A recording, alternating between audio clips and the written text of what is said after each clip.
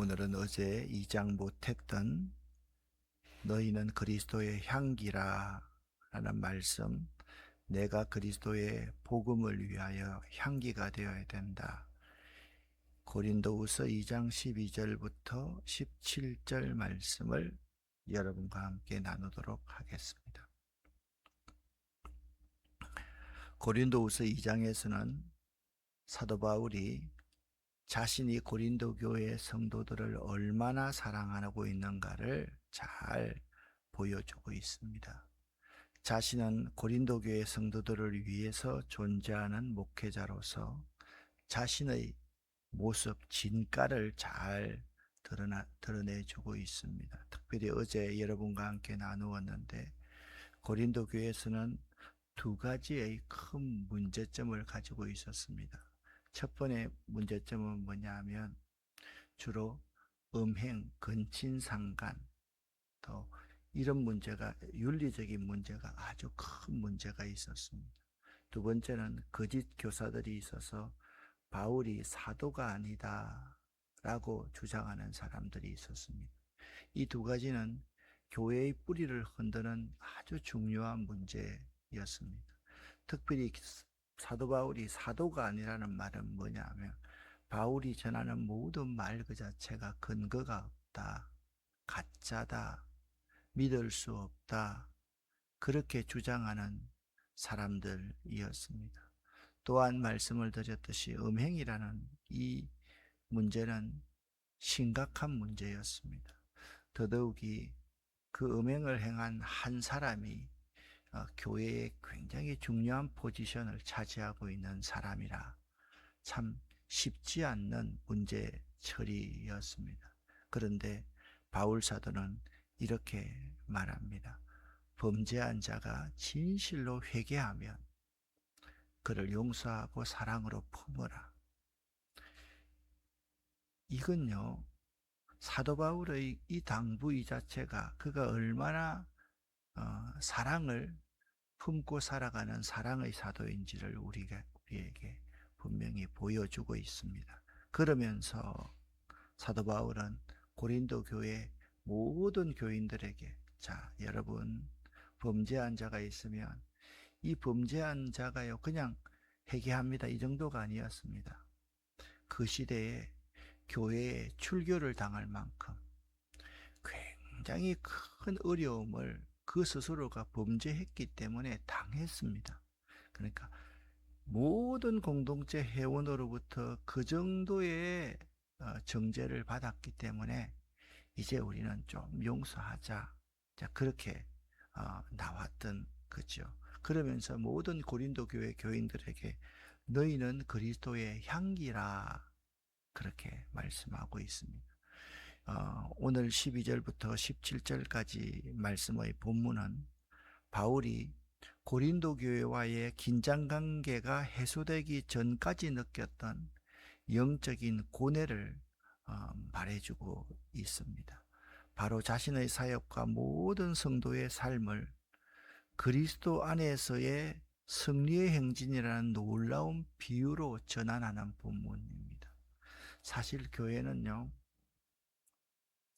여러 가지 문제를 안고 있습니다. 사람이 만나는 곳이기 때문에 사람 사이의 갈등, 이 사람이라는 게 10명이 모이면 10명이 전부 다 자라난 환경이나 배운 정도라든지 믿음의 정도라든지 또한 그 기질이라든지 다 다릅니다. 그래서 이 교회는요, 참 어려운 게 뭐냐면 상대에 대해서 배려하고 온유하고 겸손한 마음으로 대해야 되고요. 오래 참아야 되고요. 내가 좀 양보해야 되고요. 그거 말 안 하고 내 생각대로만 해버리면 교회라는 게 돌아갈 수가 없습니다. 그래서 어제도 말씀을 드렸는데 내 생각에는 자꾸 이런 말을 하기 시작하면 그 공동체는 깨어질 수밖에 없습니다. 교회는 뭐냐 하면 같이 꼭 2인 삼각경기를 하는 사람과 똑같이, 2인 삼각경기가 뭡니까? 한쪽 발을 상대방과 묶어가지고 하나 둘 보조를 맞추어 가듯이 그렇게 그리스도 안에서 그리스도의 말씀 안에서 자꾸 나를 죽이고 상대를 살리고 공동체를 살리고 그렇게 해서 끝까지 가서 승리하는 행진과 같아. 그렇게 오늘 본문에서는 말씀하고 있습니다. 바울은 복음을 전파하기 위해 드로아에 갔습니다.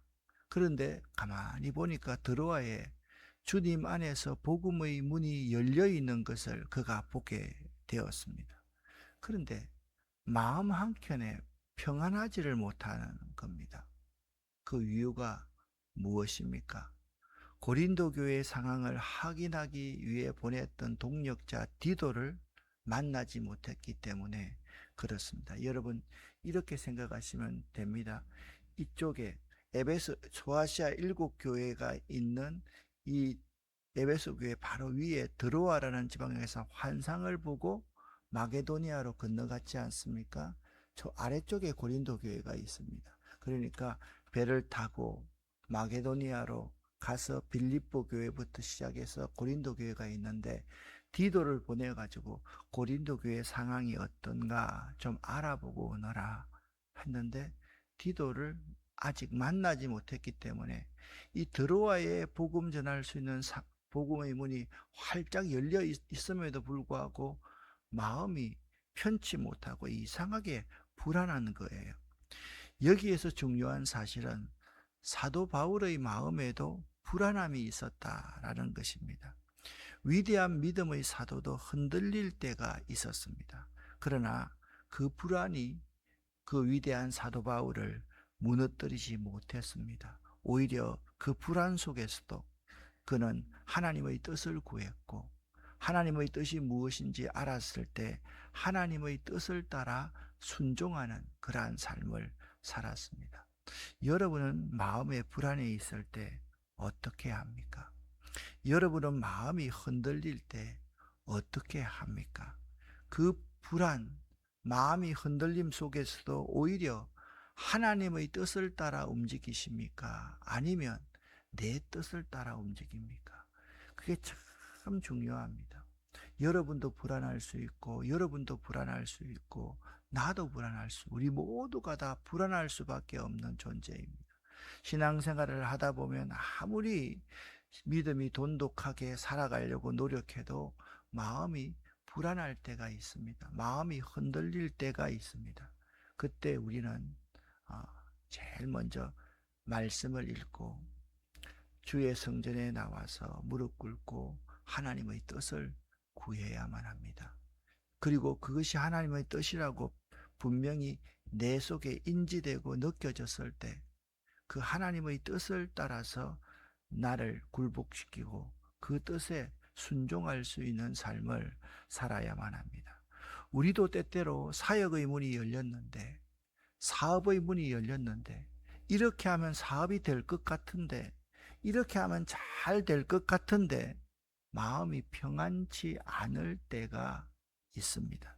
그러나 그때조차도 불안하고 마음이 흔들려서 주님을 멀리하지 말고 그때조차도 하나님은 우리의 불안과 마음이 흔들림 속에서도 일하시는 분이심을 믿으시기를 예수 이름으로 간절히 축원합니다. 하나님은요, 그 상황보다 우리의 마음보다 더 크신 분이기 때문에 그렇습니다. 우리는요, 하나님의 일하심을 항상 생각해야 됩니다. 그러니까 우리는 자꾸 상황을 봅니다. 여건을 봅니다. 사도 바울 마음속에 저 고린도 교회인들이 어떻게 할까? 저렇게 지도자급 되는 사람이 음행을 행했는데 저 어떻게 처리할까? 교회가 존재할까? 저기 있는 거짓 교사들이 교회를 어떻게 밀 까부리듯이 까부렸을까? 그런 불안함이 있었다라는 것이요. 그런 속에서도 사도 바울은 하나님의 뜻을 구하고 하나님의 뜻 앞에 자기의 의지를 굴복시켰을 때 하나님께서 이 상황 속에서도 일하신다. 그걸 느끼면서 거기 드로아에서의 사역을 했다라는 것입니다. 바울은 자신의 고뇌를 내려놓았습니다. 그가 디도를 만나든 못 만나든 관계없이 하나님께서 항상 우리를 그리스도 안에서 이기게 하신다는 위대한 선언으로 분위기를 바꿉니다. 할렐루야, 아멘. 자, 아까 교회는요, 교인들과 모든 목회자가 2인 삼각 경기를 하는 것과 똑같다라고 말씀드렸습니다. 우리 모두가요, 열심히 뛰어가지고 누가 1등 하냐, 누가 2등 하냐, 누가 3등 하냐, 그것이 교회가 아닙니다. 우리 모두가 연약한 사람들을 끌어안고, 때로는 부상당한 사람들을 업고, 또한 우리 어깨에 서로 그 사람을 나를 의지하게 하고 하나 둘 하면 우리 모두가 다 최후 승리를 얻기까지, 그 결승점까지 다 도달할 수 있게 만드는 곳이 공동체, 교회라는 것을 알아야만 합니다. 오늘 여기서 이렇게 말씀하고 있습니다. 항상 우리를 그리스도 안에 이기게 하시는 하나님, 항상 나를 그리스도 안에 이기게 하시는 하나님. 한번 따라합시다. 항상 나를 그리스도 안에서 이기게 하시는 하나님. 아멘. 여러분이 사업을 하거나 여러분이 어떤 일을 하거나 어떤 상황을 맞이하거나 마음이 불안하거나 마음이 흔들릴 때 이 고백을 해보시기를 바랍니다. 항상 그리스도 안에서 나를 이기게 하시는 하나님, 그 하나님을 의지하시기를 예수 이름으로 간절히 축원합니다. 여기 이기게 하시고라는 이 헬라어 이 단어는 로마 장군이 전쟁에서 승리한 뒤 포로를 이끌고 개선하는 장면을 떠올리게 합니다. 로마의 장군은요, 전쟁에서 승리하면 이렇게 장군이 딱 말을 타고요, 모든 군사들을 이끌고 개선을 합니다. 그럴 때 반드시 그 뒤에 전쟁 포로들을, 이 그림을 보십시오, 이렇게 이끌고 포로를 잡아서 오면 많은 로마의 시민들이요, 밖에서 자기 집에서 이렇게 구경을 하면서 승리를 함께 나누었습니다. 자, 여기 창문으로 포로를 잡고 개선을 하는 장군을 보면서 시민들이 어떤 것을 느끼겠습니까? 가만히 한번 생각을 해 보십시오. 바울은요, 자신을 그리스도의 개선 행렬에 참여한 사람으로 봅니다. 즉, 내 힘으로 이기는 것이 아니라 그리스도께서 이미 승리하셨기에 그 승리의 행렬에 동참하는 것임을 바울 사도는 잘 알고 있었습니다. 내가 로마의 시민이라고 한다면 그 로마의 위대한 장군께서 나가서 승리하고 포로를 잡아오는 그 장면을 보면서 그 장군만 승리한 것이 아니라 시민인 나도 승리했다, 그렇게 믿는다라는 것입니다. 우리가 명심해야 할 것이 있습니다. 매우 중요한 부분입니다. 잘 생각해 보십시오. 우리는 세상과의 싸움에서 이기려고 애쓰는 존재가 아닙니다. 이미 이기신 예수 그리스도의 승리에 참여하는 사람들입니다. 할렐루야. 이것이 매우 중요합니다. 그리스도의 승리가 우리의 승리임을 믿는 사람들이 우리라는 사실을 알아야 됩니다. 어떤 사람은요, 자꾸 세상과의 싸움에서 이기려고 합니다. 자, 이렇게 한번 제가 예를 한번 들어보겠습니다. 거대한 파도가 밀려옵니다. 근데 내가 파도 앞에 딱 서서, 야, 네가 이기나 내가 이기나 한번 맞짱 떠보자 하면 거대한 파도를 이길 수 있을까요, 없을까요? 절대 못 이깁니다. 그러면 파도를 이길 수 있는 방법은 무엇입니까? 파도를 타야 되는 거예요. 파도에 나를 맡겨야 되는 거예요.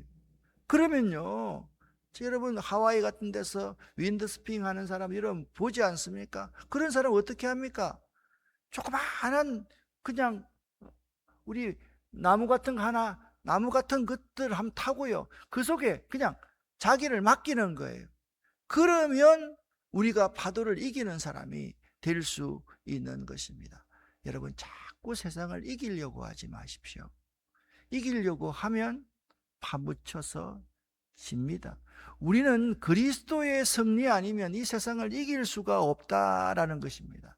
바울은 자신의 고뇌를 내려놓고 그가 디도를 만나든 못 만나든 관계없이 하나님께서 항상 우리를 그리스도 안에서 이기게 하신다는 위대한 선언으로 분위기를 바꾸고 있습니다. 여러분과 제가 이 세상을 이기게 하시는 그리스도에게 타야지 이길 수 있는 것이지, 그리스도 없이 여러분 이길 수 없습니다. 우리가 다 함께 손을 잡고 이 그리스도를 믿는 믿음으로 한 걸음 한 걸음 나아갑시다. 그러면 그 믿음 속에 어떤 사람도 포함되어 있습니까? 거짓 교사들이 회개하는 사람도 포함되어 있고요. 간음해서 교회 공동체를 움직인 사람도 부끄러운 구원이지만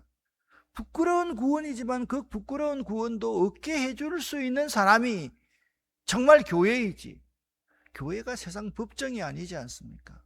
교회가 재판국이 아니지 않습니까? 교회가 어떤 곳입니까?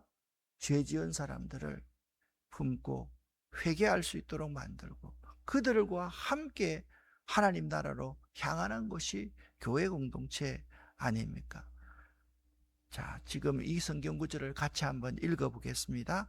항상 우리를 그리스도 안에서 이기게 하시고 우리로 말미암아 각처에서 그리스도를 아는 냄새를 나타내시는 하나님께 감사하노라. 아멘. 바울은요, 완전히 분위기를 전환시키고 있습니다. 마음이 불안합니다. 마음이 흔들립니다. 찝찝합니다. 어떻게 될까? 그런 염려를, 하나님의 뜻을 구하고 하나님의 뜻을 따라가다 보니까 마음속에 확신이 생기는 거예요. 항상 우리 주님께서는 나를 이기게 하셨다. 항상 주님께서는 나를 이기게 하실 것이다. 항상 주님께서는 우리를 이기게 하셨다. 항상 주님께서는 우리를 이기게 하실 것이다. 그 믿음이 사도 바울에게 생겼기 때문에 이렇게 위대한 선언을 할 수 있는 것입니다. 바로 이어서 바울은 성도의, 믿는 사람의 정체성이 무엇인지를 선포합니다. 우리는 이 땅에서 모든 사람들에게 그리스도의 향기로 존재합니다. 우리는 구원을 얻는 자에게나 망하는 자에게나 하나님 앞에서 그리스도의 향기입니다.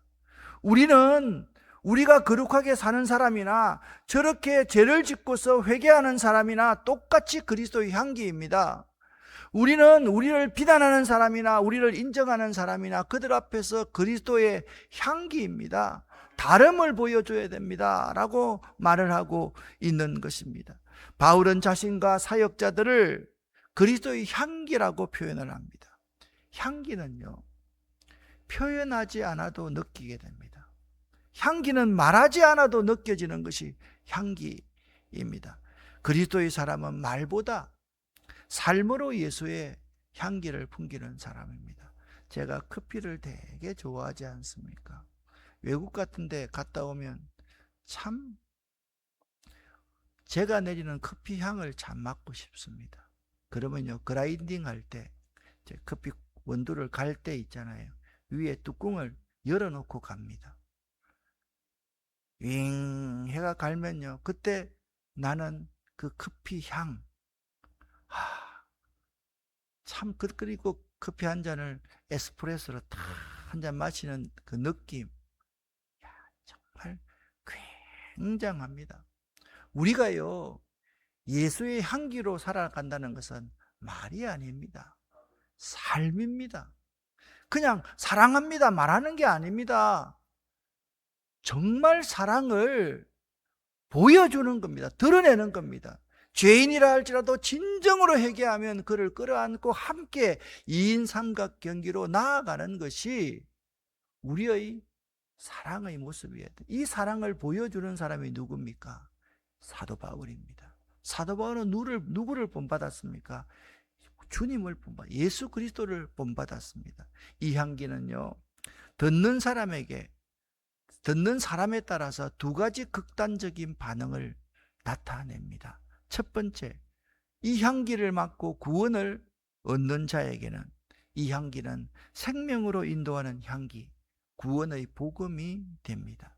그들에게 이 향기는 기쁨과 영생을 상징합니다. 향기를 어떻게 보여줄 수 있을까? 아로마 같은 향을 다 뿜는, 여러분 이걸 보면서 그냥 보이는 게 그냥 향기입니까? 느껴집니까? 느껴지지 않습니까?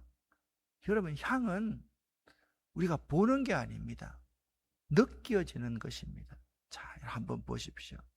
허브의 향기, 그리스도의 향기.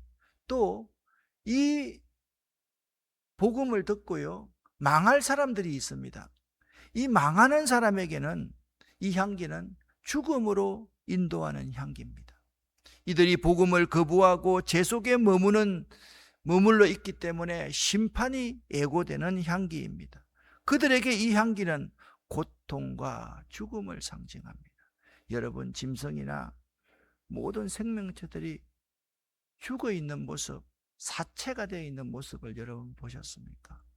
어떤 사람이 사람을 죽여서 아무리 풀숲 속에 가두어 두어도 지나가는 사람들이 그 죽어 있는 사람들을 어떻게 발견합니까? 그에게서 나는 악취 때문에 발견할 수가 있는 것, 신고하게 되는 것입니다. 두 가지 향기가 반응을 합니다. 구원을 얻는 향기와 그리고 사망으로 인도하는 향기의 두 가지 반응이 있다. 여러분은 가정에서, 직장에서, 교회 안에서 어떤 향기를 풍기고 있는 사람입니까?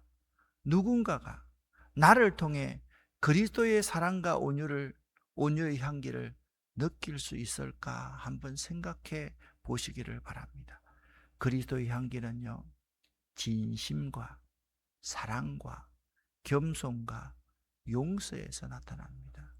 사람을 대할 때 진심으로 대하고요, 사랑으로 대하고요, 상대방을 나보다 더 높이는 겸손이 있어야 되고요, 그가 잘못했을 때, 회개했을 때 용서로서 그리스도의 향기가 드러납니다. 다시 한번 말씀드립니다. 진심과 사랑과 겸손과 용서, 이 네 가지로 그리스도의 향기가 나를 통해서 드러나는 것이다. 바울은 이러한 막중한 사역을 오늘 16절, 17절 말씀으로 결론을 맺고 있습니다. 16절에 누가 능히 이 막중한 사역을 감당할 수 있겠느냐라고 반문합니다. 무슨 말입니까? 자기 능력으로 이 막중한 사역을 감당할 수 있다 없다? 없다는 거예요. 내 능력으로 그 가늠한 사람을 용서할 수 있다 없다? 없다는 거예요.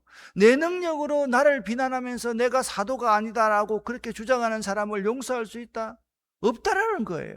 그래서 누가 능히 이 막중한 사역을 감당할 수 있겠느냐? 그러면서 이 일이 인간의 능력을 넘으시는 하나님의 일임을 강조하고 있습니다. 하나님이 하십니다. 하나님이 하실 수 있습니다. 그렇게 사도 바울은 고백하고 있습니다. 그리스도의 향기는요, 향기를 세상 가운데 전하는 일은 결코 쉬운 일이 아닙니다. 그러나 그는 덧붙입니다. 같이 한번 읽어보겠습니다. 두 번째 줄부터 읽어보겠습니다. 우리는 수다한 사람과 같이 하나님의 말씀을 혼잡하게 하지 아니하고 곧 순전함으로써 하나님께 받은 것 같이 하나님 앞에서 그리스도 안에서 말하노라. 아멘. 여기 많은 사람들처럼 행동하지 않는다라는 거죠. 첫 번째, 사도 바울은요, 말씀을 혼잡케 하지 말 것. 우리는 말씀을 혼잡케 하지 않는다. 어떤 사람이 말씀을 혼잡케 한 사람입니까? 죄를 지은 사람, 사도 바울의 사도권을 부인하는 사람이 말씀을 혼잡케 하는 사람들이었습니다. 바울은 많은 사람들처럼 하나님의 말씀을 혼잡케 하여 속여 말하듯이 돈벌이나 자기 이익의 수단으로 삼지 않았습니다. 우리의 향기가 진정 그리스도의 향기로 드러나려면 우리의 삶과 우리의 말이 세상과 섞이지 않는 진실함과 정직함을 담고 있어야만 합니다. 바울은요, 사람을 기쁘게 하려고 노력하지 않았습니다. 하나님 앞에서 진실하게 정직하게 하나님이 보시고 계신다, 그렇게 말씀을 전했습니다. 여러분은 어떻습니까? 혹여 하나님의 말씀을 혼잡하게 자기 이익에 맞게 그냥 가려서 사용하는 사람, 그런 사람이 되어서는 안 된다라는 것입니다. 하나님 말씀은 수단이 아닙니다. 하나님 말씀은 목적입니다. 하나님 말씀은 우리의 존재 이유입니다. 그것이기 때문에 하나님 말씀을 돈벌이의 수단처럼, 모든 사람을 이용하는 수단처럼 사용해서는 안 된다라는 말씀입니다. 내 삶 속에, 내 말 속에 진실함과 정직함을 담고 있는지를 한번 생각해 보시기를 바랍니다. 말씀을 이제 정리하십시다. 때로 마음에 평안이 없어도 하나님은 여전히 여러분을 이끄십니다. 그리스도는 이미 승리하셨고 우리는 그 승리의 행렬에 동참하는 자들임을 알아야만 합니다. 그러므로 우리는 세상 속에서 그리스도의 향기를 드러내는 사람이 되어야만 합니다. 말보다 삶으로, 진실함으로, 사랑으로 예수님을 드러낼 수 있어야만 합니다. 오늘 우리에게 이렇게 말씀하고 있습니다. 너는 그리스도의 향기라. 이 말씀을 나에게 바꾸어서 한번 읽어보겠습니다. 너는 대신 나는, 같이 합니다. 나는 그리스도의 향기라. 오늘 하루 동안 꼭 묵상할 수 있기를 간절히 축원합니다. 기도하겠습니다. 하나님 아버지, 우리에게 입시생들이 있습니다. 하나님께서 이 24명의 입시생들과 이 자리에 이름을 올리지 않는 입시생들, 이제 내일이면 시험을 치르게 될 터인데 하나님, 이들 마음속에 주님 주시는 샬롬의 평안을 허락하여 주시옵소서. 자기가 노력한 만큼의 좋은 결과 얻을 수 있도록 도와주시옵소서. 이 새벽에 우리가 기도할 때 하나님 함께하여 주시옵소서. 원합니다. 우리가 세상을 이기려고 발부둥치지 않도록 도와주시옵소서. 이미 이 세상과의 싸움에서 승리하신 그리스도를 믿는 믿음으로 살아갈 수 있도록 도와주시옵소서. 오늘 새벽에 우리의 기도를 응답해 주시고 오늘 저녁 수요 성경 강의 그 시간까지 하나님 우리와 함께하여 주시옵소서. 예수 그리스도의 이름으로 축복하옵고 간절히 기도 올립니다. 아멘.